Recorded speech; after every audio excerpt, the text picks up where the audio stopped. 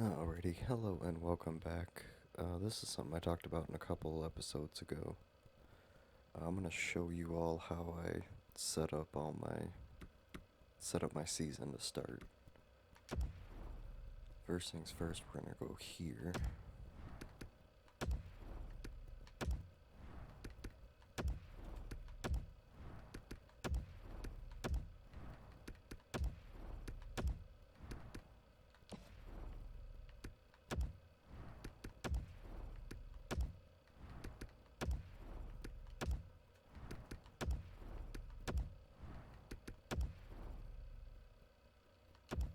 And we're gonna go here.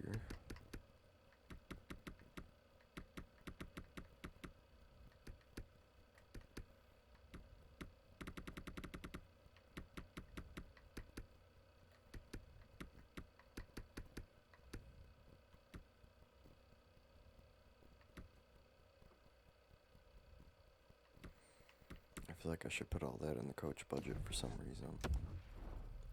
Not quite sure why.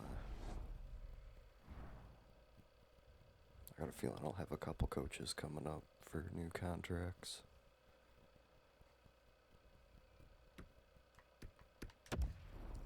Let's take a look at how they are at the season. Granted, this is at the beginning of the season, so theirs are going to be lower because some of their guys are up in the NHL right now, but they're still at a 69, so that works out. So whenever the season starts, they should jump up in the 70s. And I'm guessing they'll probably be at least 81, hopefully. Okay, for the scouts, this is how I do it.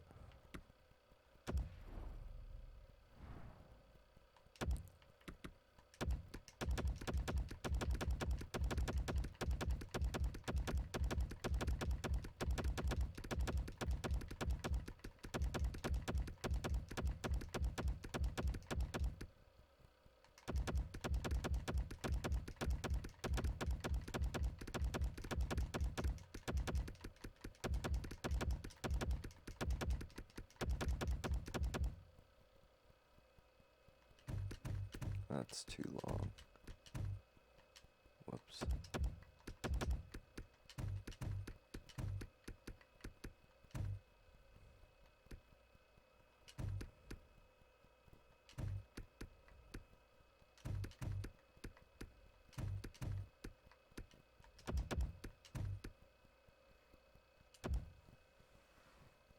Okay. We're gonna do basically the same thing with this guy. Whoops.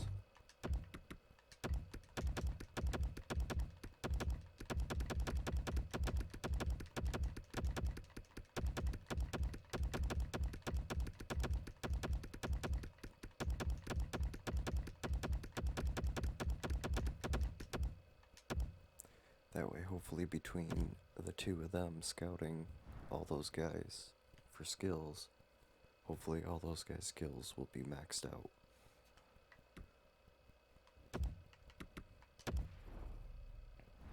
And I just go through and I do it for all of them. Except for like some of the US or Europe. If I go look at it and, all the guys I'm seeing are like 200 plus, then I usually have them look for prospects.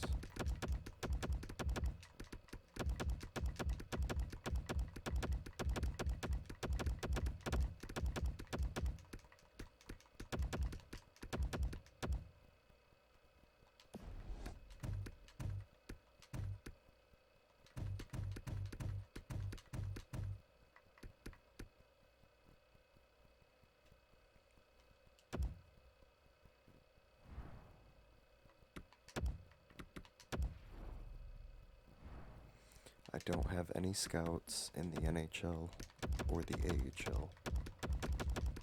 For this game, for some reason, it doesn't, you don't get guys in the draft in the AHL. Whereas in 19, you would. So I have no one watching watching anyone in the AHL or the NHL. And I separate all those other ones out between the WHL, the OHL, Russia, Europe.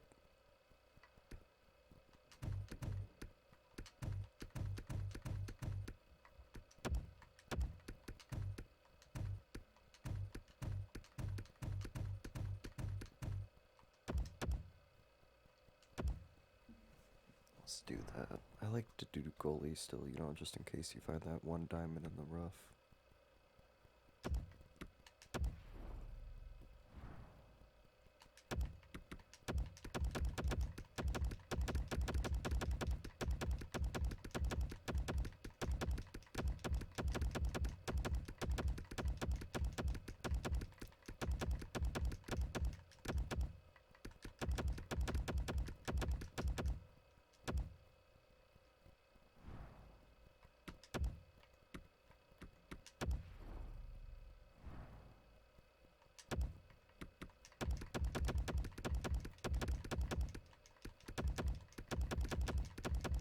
Hedbergs. Players with the name Hedberg usually end up being really good.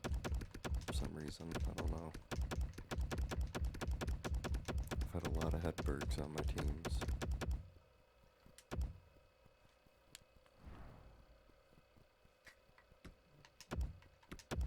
This might be where we see it.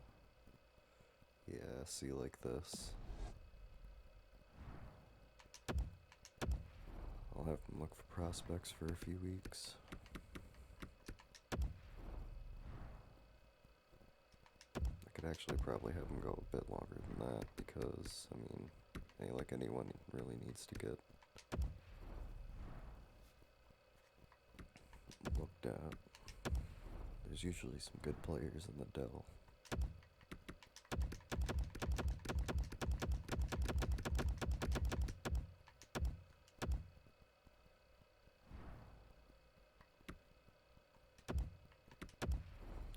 USA East is usually pretty... Wow. There's actually a little bit to it this time.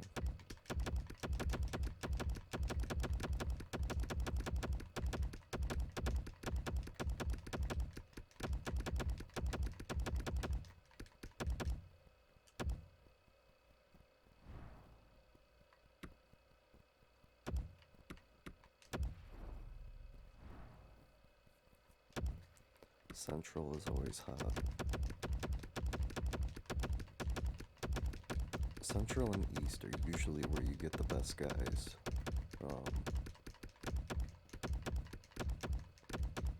Like the higher end draft picks. West is very iffy. Occasionally the West will have a good player come out of it. Very rarely though, it seems. Oh.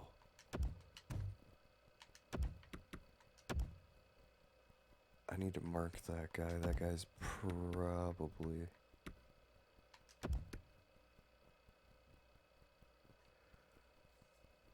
I'm gonna leave him on.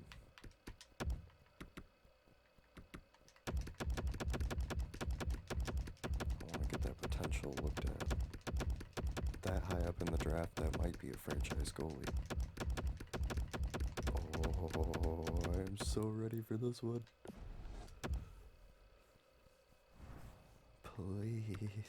Please be a franchise goalie.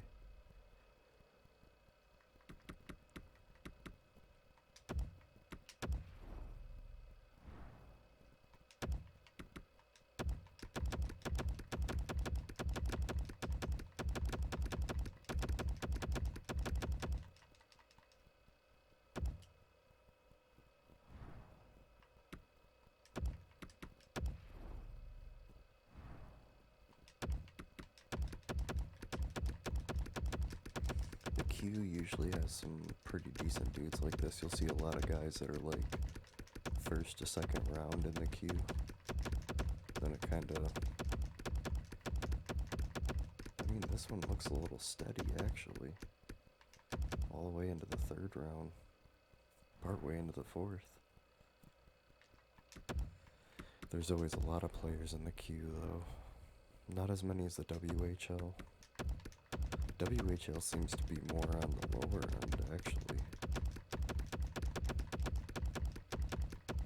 I think we'll see that when we get there.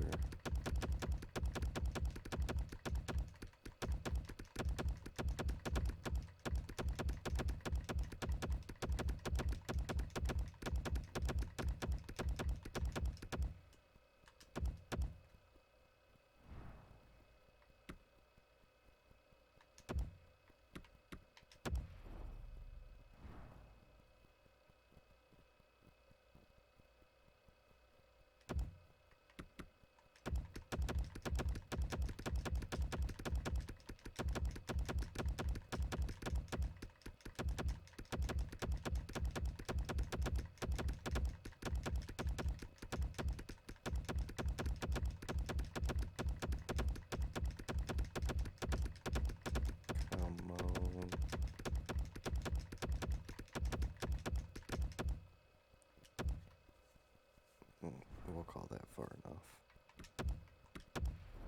Now with this one, what I'm gonna do is supposed to be the first overall.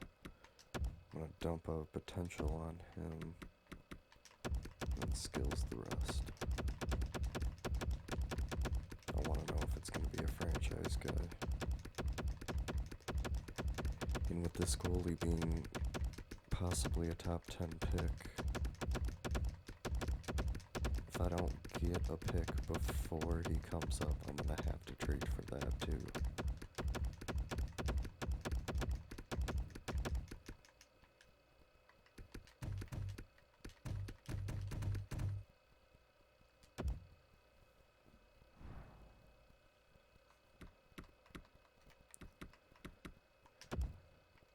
Alright, our 3 WHL guys.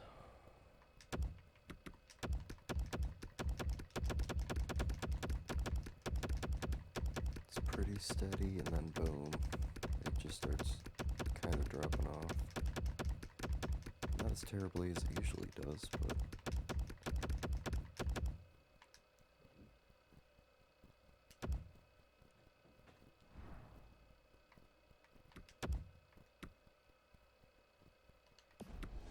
let's do this guy as potentials.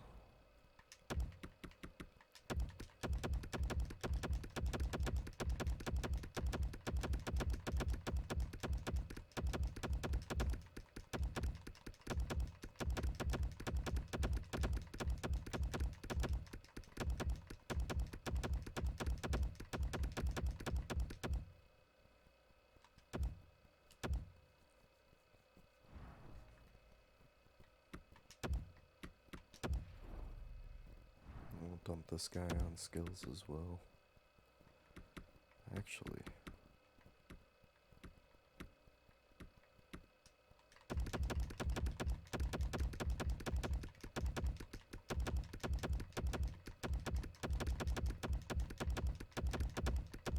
I haven't ever tried going for strengths and weaknesses before.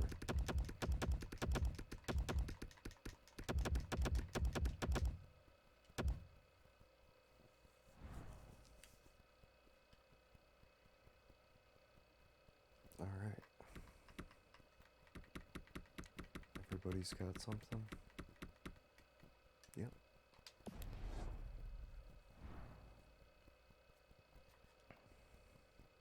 Okay.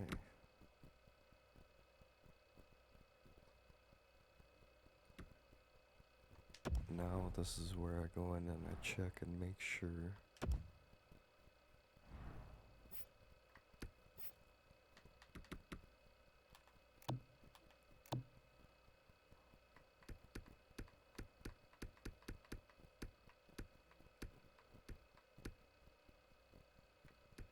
Okay, so I have 14 forwards in the NHL, so I got 2 scratches.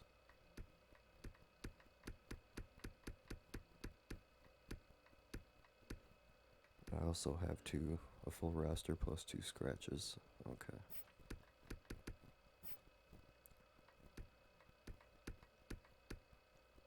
Okay, I don't have any spare defensemen. I'm assuming one of the scratches would be put on defense.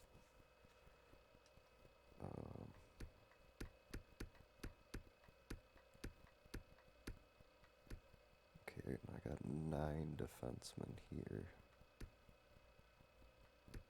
I'm gonna have to drop one of these dudes.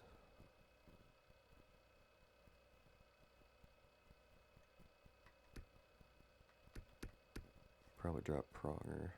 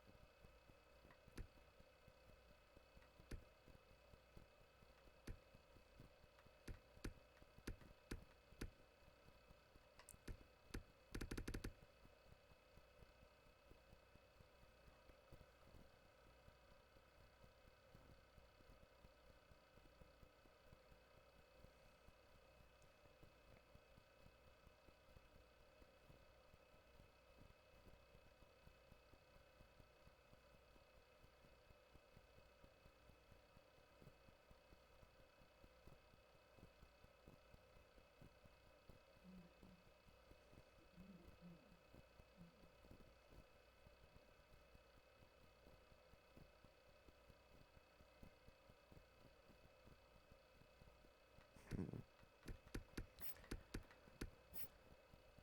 Okay. Now Bauer got injured last season. He only played 27 games total. Looks like every single season I've had him, he has been injured.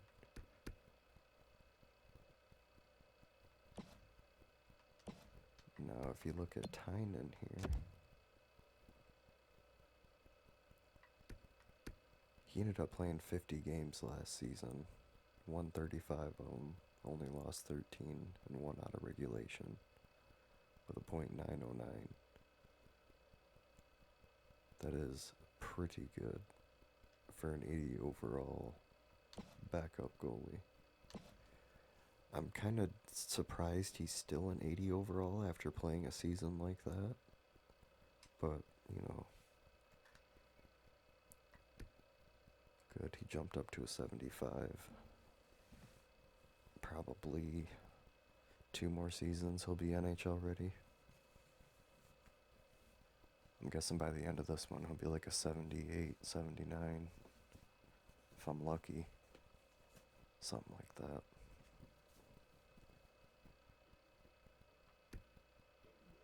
I don't really care about these other two. Like, they got really good ratings. This one was all A's, well, A pluses actually, but they never make my NHL roster. I don't know why.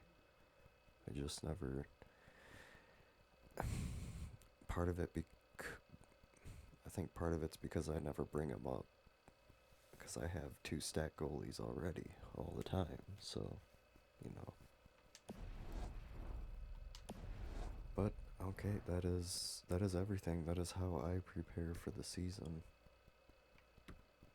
I don't really edit the lines at all anymore because the coach just moves them around as he sees fit anyway. I don't mess with my marketing budget, as you see. 0% season ticket advertising. I finished last season off, all of them were in the 97% for sales. So I see no reason why to even have any points in that. Game tickets help with the sellouts and whatnot.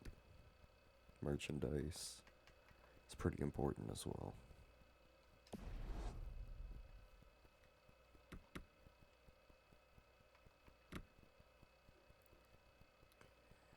Okay.